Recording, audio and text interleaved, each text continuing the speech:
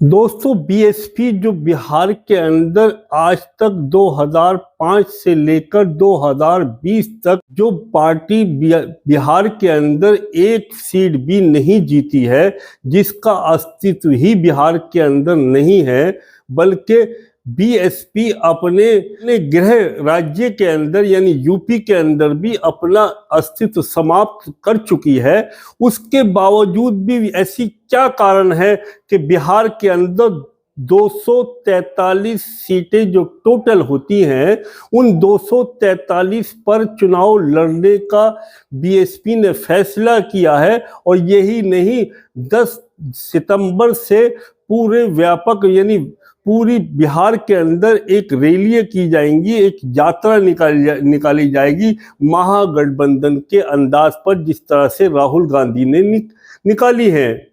बहन कुमारी मायावती का कहना यह है कि एनडीए ने और महागठबंधन ने बिहार की जनता से झूठ बोला है और इन दोनों पर से बिहार की जनता का विश्वास उठ चुका है। अब बिहार की जनता बीएसपी को यानी मायावती को जिताने जा रही है और मायावती जी बिहार के अंदर पूर्ण बहुमत से सरकार बनाने जा रही है। तो दोस्तों, ये एक ऐसा मजाक है, और यह मजाक समझ लीजिए या इसके पीछे का बहुत बड़ा षड्यंत्र समझ लीजिए कि जिस बीएसपी ने मात्र 80 सीटों पर 2020 के अंदर चुनाव लड़ा और 6,60,000 वोट समेट ली और वोटर शेयर परसेंट 1.5% से भी नीचे रहा, लेकिन 6,60,000 वोटों का खींच लेना, और जब ये केवल 80 सीटों पर चुनाव लड़ रही थी, अब जबकि 243 की सीटों पर चुनाव बीएसपी अगर लड़ती है बिहार के अंदर, तो इसका मतलब यह है कि ये 6,60,000 से बढ़कर यानी दुगना तिगना होने जा रहा है। लगभग 15, 17, 18 लाख वोट बहन जी के खाते में चली जाएंगी और 18 लाख या 17 लाख अगर बीएसपी वोट को काट लेती है, तो महागठबंधन पे इसका क्या असर पड़ने वाला है, ये जरा सी सोचने का विषय है। बीएसपी 2005 से 2020 का सफर तय करने के बावजूद भी एक सीट बिहार के अंदर अपनी विधानसभा की नहीं लाई है। 2020 के अंदर केवल 80 सीटों पर चुनाव लड़ा, 2015 के अंदर 228 सीटों पर चुनाव लड़ा, 2010 के अंदर 239 सीटों पर चुनाव लड़ा, लेकिन इस बार बीएसपी के अंदर ऐसी कहां से ऊर्जा भर गई या ऐसा कौन सा पंप लगा दिया गया बीएसपी के अंदर कि बीएसपी 243 पर चुनाव लड़ने जा रही है।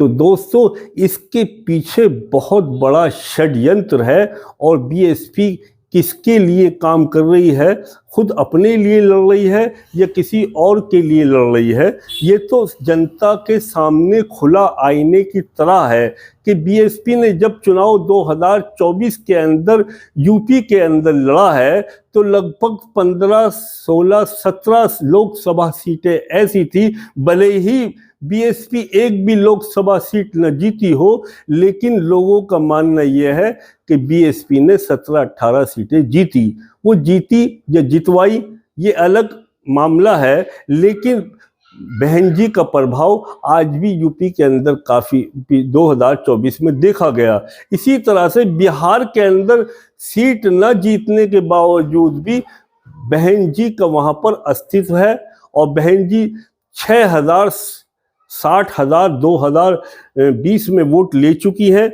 उससे पहले 2015 में 6,53,000 वोटें बहन जी ने खींची अपनी तरफ, और जब 2010 के अंदर 240 लगभग सीटों पर चुनाव लड़ा था तो 15,64,000 वोटें बहन जी ने खींच ली थी। सीट जीता कुछ नहीं था, लेकिन अगर इस बार जैसा कि ये षड्यंत्र के अनुसार 2043 पर वोट 2043 पर यानी यानी बिहार की तमाम सीटों पर चुनाव लड़ने का बहन जी ने फैसला किया है, तो इसका क्या अर्थ निकलता है? यदि 243 पर अगर बहन जी चुनाव लड़ती हैं, तो अगर हम कंपेयर करें 2015 से, जब उनके पास में लगभग 2010 में जब 15,000 60,000 वोट आई थी और चुनाव लड़ा था 240 पे, अब 243 पे अगर चुनाव लड़ती हैं तो लगभग अनुमान यह है कि 15 लाख से भी ज्यादा वोट बहन जी ले जाती हैं। तो ये भी एक दूसरे रूप से देखा जाए तो बहन जी किसके लिए काम कर रही हैं, इसको हर वोटर अच्छी तरह से जान गया है। लेकिन अब आने वाला समय 2025 के लास्ट में नवंबर के महीने में चुनाव होना है, और उसके अंदर जबकि इस टाइम महागठबंधन अपने पूरे शबाब पर चुनाव में उतरा हुआ है, और तेजस्वी यादव और राहुल गांधी ने एक चुनावी माहौल को बनाया हुआ है, और उधर एनडीए की कमजोर हालत है, तेजस्वी यादव फॉर्म में है। दूसरी तरफ नीतीश कुमार जी की हालत, सेहत भी खराब है और राजनीतिक अस्तित्व भी उनका समाप्ति हो चुका है, और इस चुनाव के बाद में नीतीश कुमार बिल्कुल राजनीति से एक तरफ हो जाएंगे, और ये उनका आखिरी चुनाव माना जा रहा है।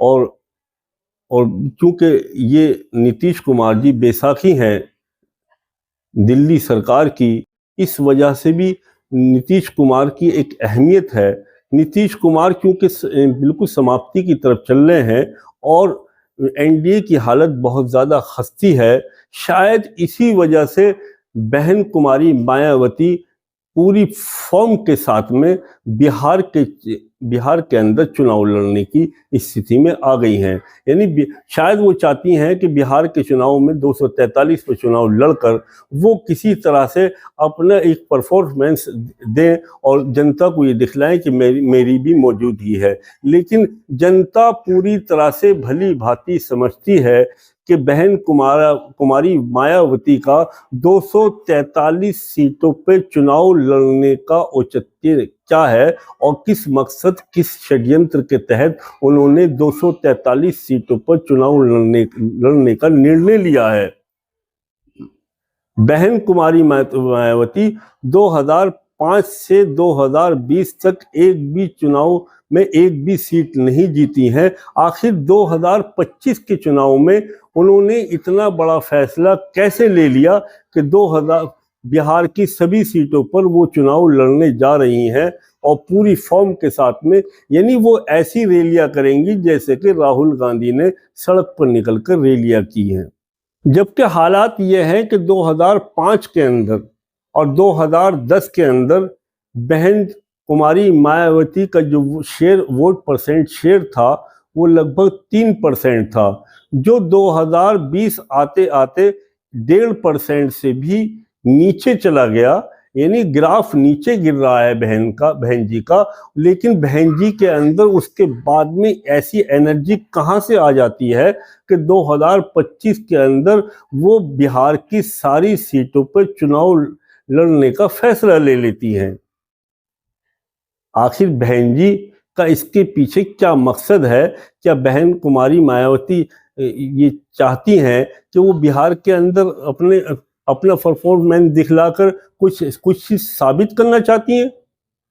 ऐसा नहीं है, बल्कि बहन जी का इसके पीछे क्या मकसद है ये बिहार की जनता अच्छी तरह से समझती है, और बिहार की जनता ने इसी वजह से 2005 से लेकर 2020 तक इनको स्वीकार नहीं किया है।